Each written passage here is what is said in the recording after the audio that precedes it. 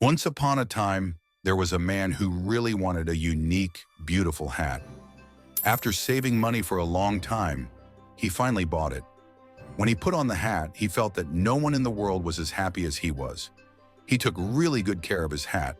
At night, he would place it in the best spot in the room and cover it with a white cloth to protect it from dust. When he wanted to leave the house, he walked with particular care and calmness so that his hat wouldn't shift or fall off. Even with a light wind, he quickly put his hand on his hat to keep it from falling off his head. One day on his way, the man felt thirsty and sat by a river to drink water and relieve his fatigue. When he looked into the water, he saw that his image and hat beautifully reflected in them. He lowered his head and got closer to the water to get a better look. At that moment, his hat suddenly fell off his head and into the river. He jumped up in terror and started running to grab his hat. But the water flow made the hat further away from him. He put all his strength into his legs and sprinted with all his might. But he couldn't reach his hat. Finally exhausted, he sat by the river and lost hope of finding his hat. He asked the people gathered around the river and searched for it, but no one had seen it. Heartbroken and sad, he returned home. The next day, the first passerby who saw him asked, "Where's your hat?"